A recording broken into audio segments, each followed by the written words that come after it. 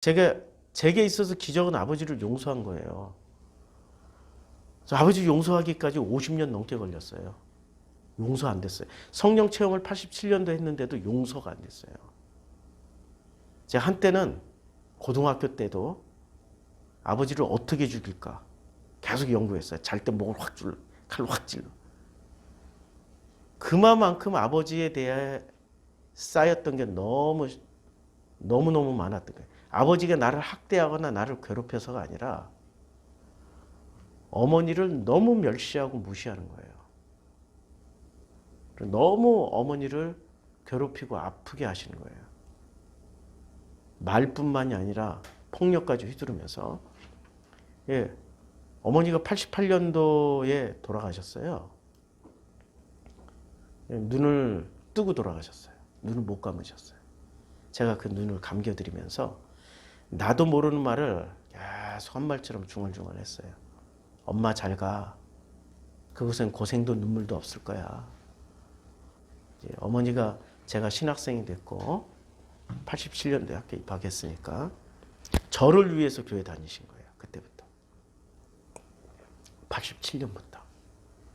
이제는 지긋지긋한 고생 않게 되었네. 나도 모르게 한 말 부럽다.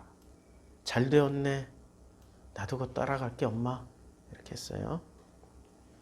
우리 어머니는 제가 쌍둥이였어요. 이란성 쌍둥이. 형인데도 걔는 컸어. 나는 조금 했어. 큰애니까 뭘 많이 먹어야 되잖아. 태어나서도.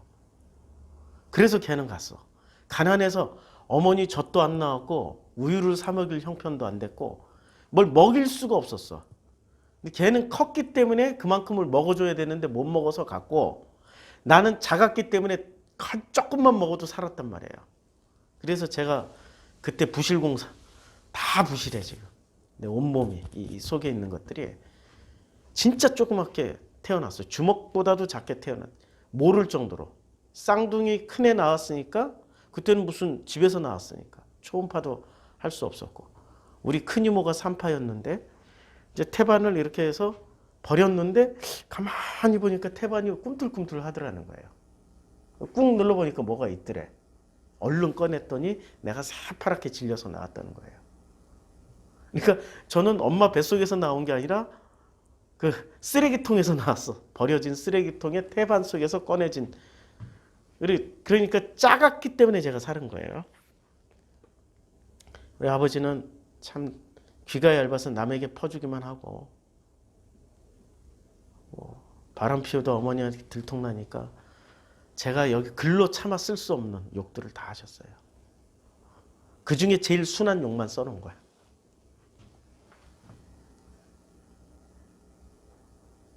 예. 그리고 몸이 가난해가지고 쌍둥이 임신했으니 많이 드셔야 되는데 하루에 한 끼도 잘 못 드셨어요. 그러니까 애 낳고 그냥 누워버린 거예요. 어렸을 때 기억은 아편 주사 있죠. 그때는 진통제, 센 진통제가 아편 주사였잖아요. 이렇게 엠브리라고 하는가? 여기 넣어가지고 거기 톡 깨면은 탁 깨져. 떡 깨면은 딱 깨지고 이렇게 쭉 주사액 넣고 의사하고 간호사가 와서 그 주사를 맞으면 어머니는 계속 누워 계셨어. 그렇게 몇 년 동안을 살으셨어요. 이렇게 누워만 계셨어. 저는 그럼에도 불구하고 어머니는 강인한 생명력으로 살아남으셨던 게 자식을 위해서 살아남으셨던 거예요. 남편 때문이 아니라 저는 그 어머니의 그 마음을 헤아리지 못한 채 고생이란 껍데기만 보고 있었어요. 88년도에. 잘 돌아가셨다. 잘 갔다 엄마. 거기는 고생도 없고 아픔도 없을 거야. 라면서 내가 나를 위로하고 있었어. 이거. 마음의 할례를 받는다라는 거는 엄마를 마음으로 이해를 하게 되잖아요. 그러니까 나는 행동만 볼 줄 알았던 사람이었기 때문에 가난이란 껍데기만 봤던 거야. 그렇게 어머니는 46세의 젊은 나이에 가셨어요. 46세 이하 있으면 손 들어봐. 아무도 없지. 간경화증으로 가셨어요. 돌아가시자마자 저한테 이렇게 좀 분명히 네 엄마는 습관을 알고 있는데 돈을 어딘가에 숨겨놓고 너한테만 얘기하고 왔을 거야. 얘기하라고. 야, 이러셨던 분이 아버지세요. 엄마의 죽음이 슬픈 게 아니라 앞에서는 사람들 앞에서는 울고 뒤에 와서는 나한테 돈부터 챙기시려고 했던 분이셨다. 내가 그런 아버지를 용서할 수 있었을까요? 이렇게 설 땐 용서가 안 됐어요. 마음에 성령 충만을, 성령 세례를 받았는데도 불구하고 이게 복음으로 건너와야 비로소 마음의 할례를 받는 거예요. 마음의 할례를 받고 그 마음이 움직이니까 아버지가 용서가 된 겁니다.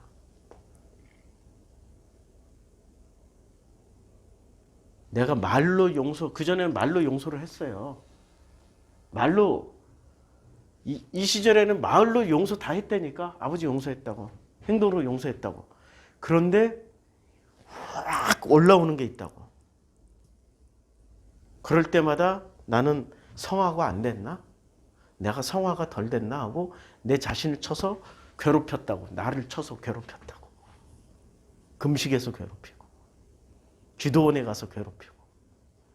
그런데 진짜 복음으로 마음의 할례를 받으니까 이 마음과 뜻으로 진심으로 용서가 되니까 확 올라오는 건 없어요.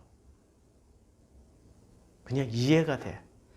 그때 그 아버지는 내 나이보다 어렸던 아버지야.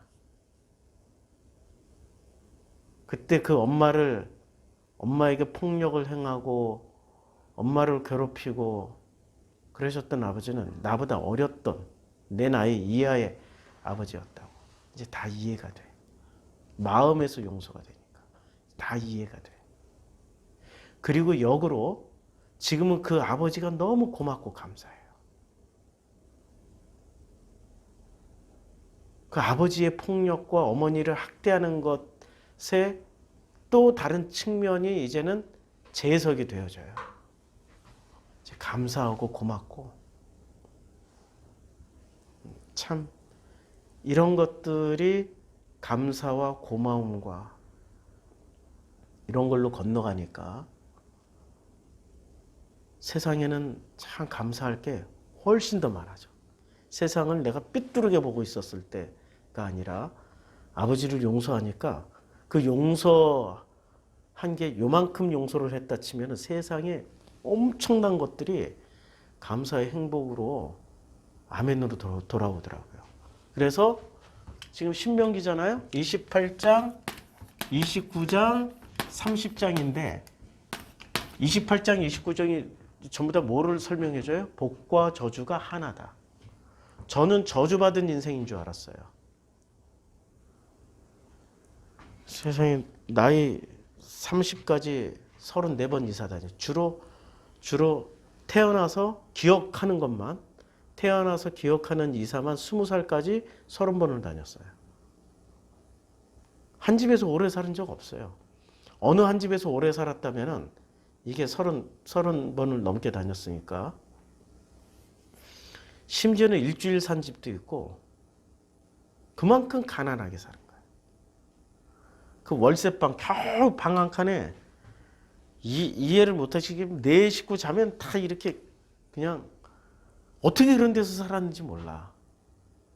나는 어렸으니까 그렇게 불편한 적이 없었는데 부모님들은 얼마나 힘들었을까. 이제는 그렇게 다 해석이 되어지더라. 복과 저주는 하나예요. 우리 자녀들에게 눈에 보이는 말과 행동을 다시 바꾸면 눈에 보이는 돈이나 물질이나 성공이나 축복을 물려주려고 그래요. 이 기독교인들이 그거 말짱 도루묵 꽝이에요. 뭐를 물려줘야 되냐면 마음과 뜻이 하나님과 함께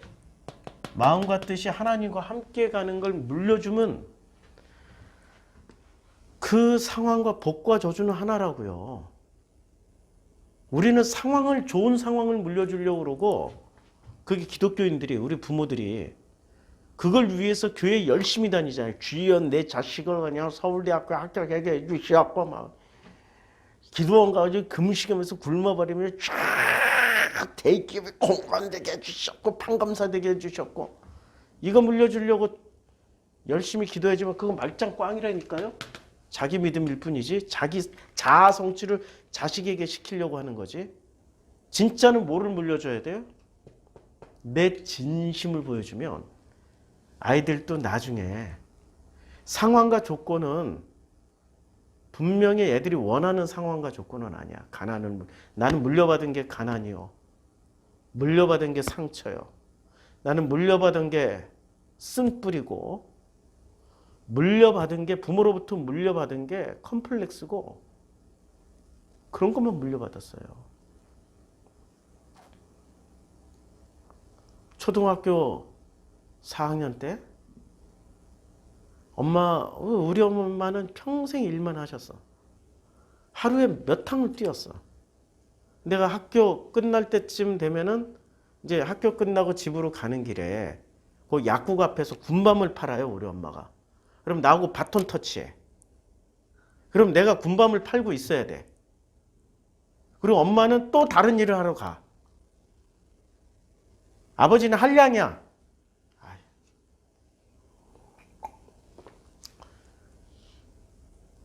그럼 군밤을 팔다가 저녁도 안 먹고 9시, 10시쯤 되면 엄마가 그 일을 끝내고 그러니까 쓰리잡을 하셔요.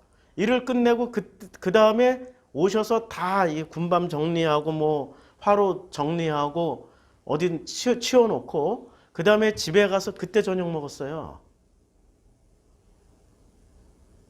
그런데 제가 물려받은 거는 그런데 그 군밤 팔 때 우리 그때 반에 부반장이라는 이름도 안 잃어버려. 이렇게 상처 준 놈은 이름도 안 잃어버려.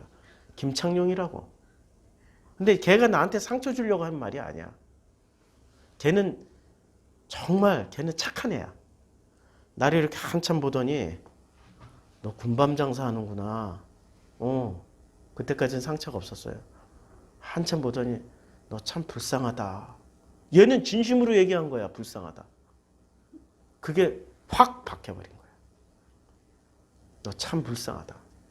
그 다음부터는 그전에는 군밤을 재미나게 팔고 있었어요. 제가 집안이 장사했던 부호 집안이라 막 내가 팔면 엄마보다 더 잘 팔아. 근데 그 다음부터 고개 푹 숙이고 군밤 못 팔고 있었어. 그 다음부터 얼굴 못 들고 이러고 있었어. 창피하다.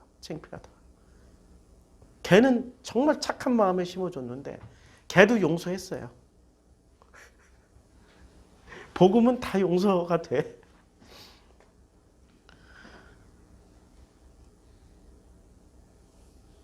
제가 물려받은 거는 상처와 쓴뿌리와 아픔과 결핍만 물려받았다고요. 그런데 지금 복음 안에서 이 모든 지나왔던 과거가 재해석되어지면서 다시 나오는 거는 감사와 기쁨과 참 말할 수 없는 그 안식이 제 속에서 그냥 나와요. 그저 이건 말로 표현할 수 없는 그저 감사라는 말밖에 표현이 안 돼요. 은혜입니다. 감사입니다.